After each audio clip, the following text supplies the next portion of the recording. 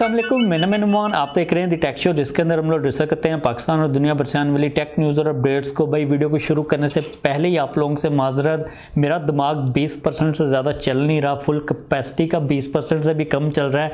तो अगर इस वीडियो के अंदर कोई गलती होती है, कोई ऊल फ्लोंग मैं बोल जाता हूँ, तो उसके लिए माजरत। बात करें पहली अपडेट की, जो कि आ रही है सैमसंग के रिलेटेड, तो सैमसंग ने A32, A52 और A72 को पाकिस्तान के अंदर इंट्रोड्यूस करवा दिया हुआ है। जो प्राइजेज़ हैं वो भी सामने आ चुकी हुई हैं। हम लोग सिर्फ प्राइजेज़ को ही डिस्कस करेंगे, स्पेसिफिकेशंस हम लोग ऑलरेडी कई दफ़ा डिस्कस कर चुके हुए हैं, तो आप लोगों को स्पेसिफिकेशंस का पता होगा। मैं अपनी ओपिनियन दूंगा प्राइस के बारे में। अगर हम बात करते हैं A32 की प्राइस की, 6GB रैम के साथ 128GB की इंटरनल स्टोरेज वाला वेरिएंट, उसकी प्राइस है 42,000।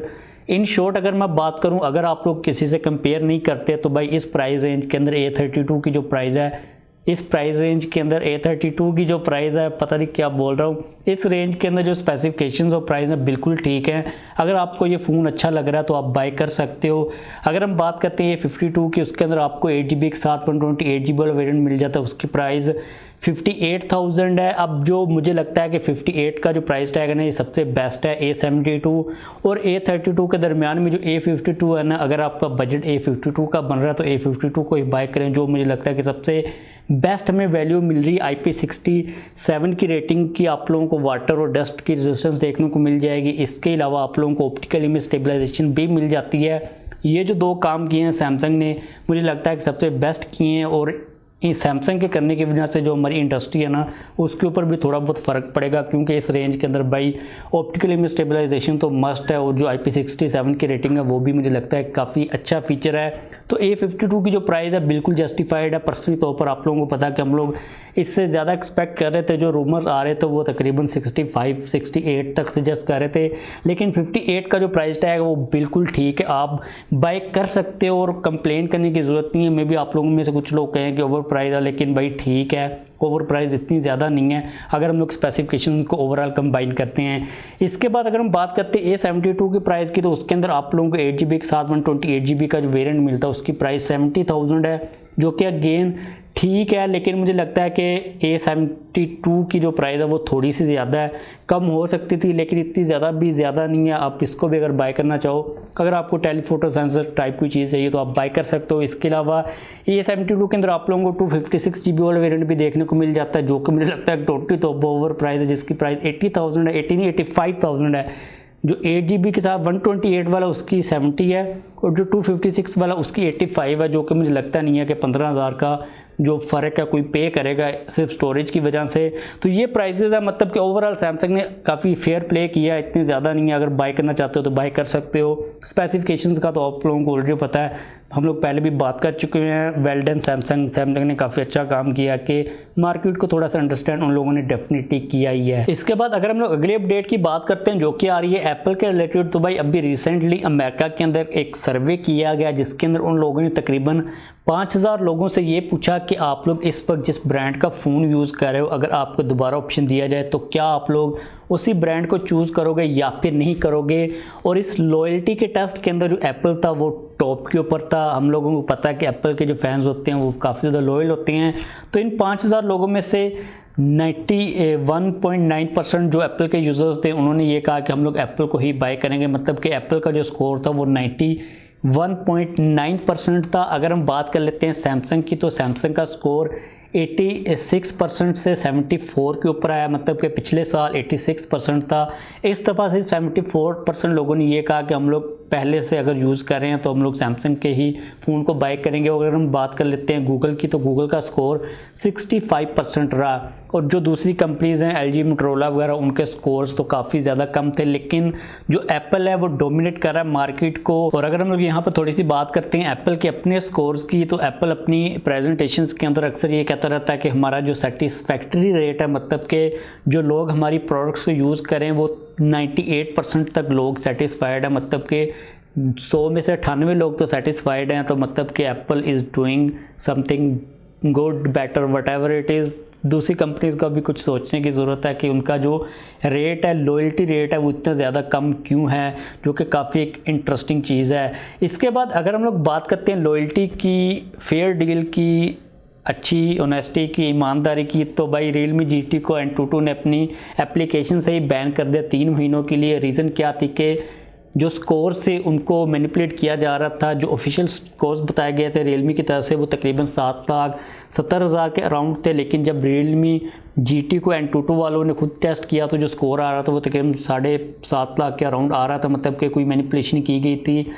अब सीन काफ़ी इंटरेस्टिंग था कि Realme GT को A52 वालों ने खुद बाय किया, खुद टेस्ट किया, फिर उनको पता चला, उनको पहले भी डाउट आ रहे थे, क्योंकि अगर हम लोग स्नैपड्रैगन 888 के स्कोर्स की बात करते हैं तो इससे पहले आई थिंक Mi 11 के अंदर कोई 7,10,12,000 के राउंड था। तो जब Realme वालों ने उसका स्कोर 7,70,000 के राउंड निकाला तो A52 वालों को शक हुआ, फिर उन लोगों ने खुद बाय किया, और जो बाय करने वाली रसीद थी उन लोगों ने वो भी अटैच की कि हमने देखे खुद बाय किया 12 GB वाला वेरिएंट, और 12 GB वाला वेरिएंट की भी जो स्पेसिफिकेशंस थी उनके साथ जो स्कोर आया था वो भी 7,70,000 को टच नहीं किया, वो 7.5 लाख के राउंड ही था। तो अब 3 माह के लिए बैन कर दिया गया।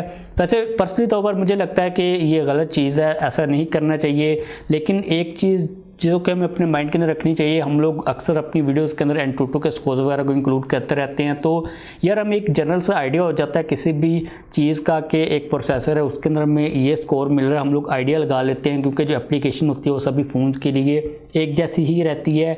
इससे कोई परफॉर्मेंस के अंदर कोई इतना खास फ़र्क नहीं पड़ता, क्योंकि जो परफॉर्मेंस एक्चुअल में मिलेगी और जो स्कोर हमें नंबर नज़र आ रहा है, दोनों के दरमियान में डिफरेंस डेफिनेटली हो ही सकता है। इसके बाद अगली अपडेट यहाँ पर आ रही है सैमसंग के रिलेटेड। तो भाई अभी रिसेंटली एक पिक्चर सामने आई है जिसके अंदर पूरा जो रोड मैप है सैमसंग का आने वाले इवेंट्स का वो हमें नज़र आ चुका हुआ है। सबसे पहले अगर हम लोग 17 ऑफ डेट के ऊपर देखते हैं तो भाई ये तो इवेंट हो चुका हुआ है जिसके अंदर सैमसंग ने A32, A52 और A72 को इंट्रोड्यूस करवा दिया हुआ है।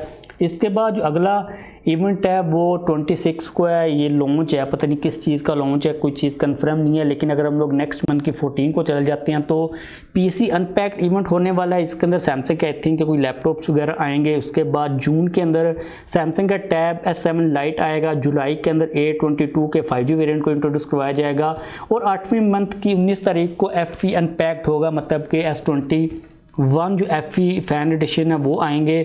तो इंटरेस्टिंग है काफ़ी ज़्यादा चीज़ें। अगर आप लोग इनमें से किसी प्रोडक्ट का वेट कर रहे हो तो इस टाइमलाइन के अकॉर्डिंगली आपको इस डेट को देखने को मिल सकती हैं चीज़ें। वैसे जो सोर्स है इस लीक का वो काफ़ी ज़्यादा इंटरेस्टिंग है, हम लोग इसके ऊपर ट्रस्ट कर सकते हैं।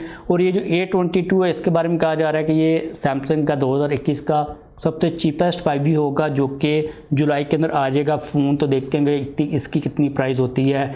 इसके बाद अगली अपडेट भी यहाँ पर सैमसंग के रिलेटेड आ रही है। तो भाई साउथ कोरिया के अंदर सैमसंग की कोई मीटिंग शीटिंग चल रही थी जिसके अंदर सैमसंग के CEO ने ये कह दिया हुआ कि इस साल के अंदर आप लोगों को जो गैलेक्सी नोट सीरीज़ है, यानी कि नोट S21 कैसे हो सकता है, नोट 21 जो है वो देखने को नहीं मिलेगा। मतलब कि इस साल सैमसंग उसको स्किप करवा रहा है। उन्होंने ये चीज़ कही है कि हम लोग इस साल के अंदर स्किप करवा रहे हैं, मे बी अगले साल के अंदर हम लोग नोट को दोबारा से लेके आ जाएं, लेकिन हम लोग इसको परमानेंटली कैंसिल नहीं कर रहे।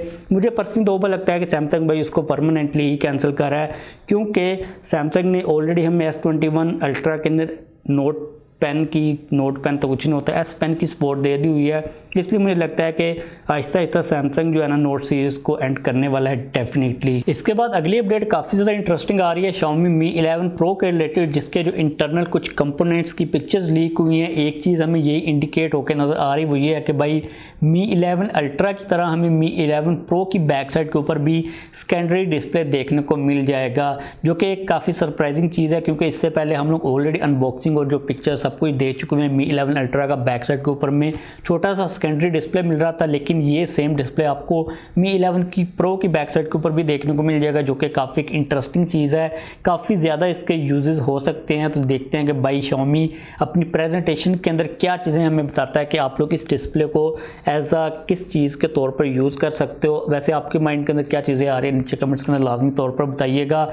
इसके बाद अगली अपडेट आ रही है OnePlus 9 के रिलेटेड। तो OnePlus 9 के अंदर आपको एक काफ़ी ज़्यादा कमाल की चीज़ मिलेगी, जिसको कंपनी ने ऑफिशियली तौर पर कंफर्म कर दिया हुआ है कि अडाप्टिव रिफ्रेश रेट होगा, जो कि 1 हर्ट्ज से लेके 120 हर्ट्ज के दरमियान तक वेरी करेगा, डिपेंडिंग अपॉन कि आप लोग उसके डिस्प्ले के ऊपर कौन सा कंटेंट कंज्यूम कर रहे हो। जो कि काफ़ी कमाल की चीज़ है। अगर हम लोग 1 हर्ट्ज़ की बात करते हैं तो आपकी जो एफिशिएंसी होगी फ़ोन की, जो वो पावर कंज्यूम करेगा वो काफ़ी ज़्यादा कम करेगा, जो कि देखने के अंदर और सुनने के अंदर काफ़ी ज़्यादा कमाल की चीज़ लगती है। लेकिन कितने टाइम के लिए 1 हर्ट्ज़ रहता है, मतलब कि आपका 1 हर्ट्ज़ तभी होगा जब एक कोई पेज पड़ा हुआ खुला हुआ आप उसको हिला नहीं रहे तो वो 1 हर्ट्ज़ के ऊपर होगा। लेकिन ओवरऑल अगर हम लोग लॉन्ग टर्म के अंदर बैटरी की पावर कंजम्पशन को देखते हैं तो काफ़ी एक अच्छी चीज़ है। इसके बाद अगली अपडेट आ रही है पोको X3 Pro के रिलेटेड, जिसके रिलेटेड एक चीज़ तो कंफर्म कर दी हुई कंपनी ने कि आपको इसके अंदर गोरिल्ला ग्लास 6 की प्रोटेक्शन देखने को मिलेगी, जो कि काफ़ी एक अच्छी चीज़ है। आई थिंक पोको X3 के अंदर हमें गोरिल्ला ग्लास 5 की फ्रंट के ऊपर प्रोटेक्शन मिलती है, इसके अंदर अगर 6 की मिलती है तो हमारी जो ड्यूरेबिलिटी है हमारा फ़ोन काफ़ी स्ट्रॉन्ग होने वाला है। इसके अलावा जो यूरोप के अंदर प्राइजेज़ हैं भाई वो लीक हो चुकी हैं और जो प्राइजेज़ होंगी वो काफ़ी ज़्यादा एग्रेसिव होंगी।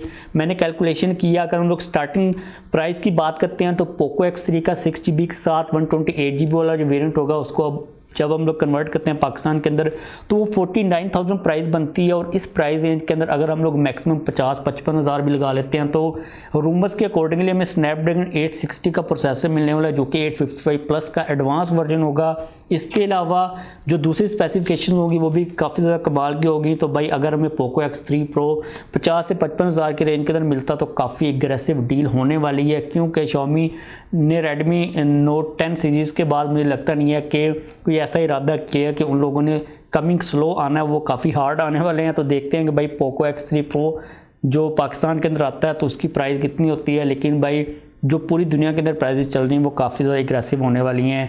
इसके बाद अगली अपडेट आ रही है ZTE के रिलेटेड। तो काफ़ी रूमर्स आ रहे थे हुआवे के HarmonyOS के रिलेटेड कि काफ़ी ज़्यादा कंपनीज उसको यूज़ करेंगी, लेकिन जो ZTE है उसने ये चीज़ अब ऑफिशियली तौर पर कंफर्म कर दी हुई है कि हम लोग 2021 के अंदर हुआवे का जो HarmonyOS है उसको अपने फ़ोन्स वगैरह के अंदर यूज़ नहीं करेंगे। उन लोगों ने कह दिया हुआ कि हम कर सकते हैं, मे बी फ्यूचर के अंदर कभी जाकर कर रहे हैं, लेकिन 2021 के अंदर हमारा किसी किस्म का कोई भी प्लान नहीं है।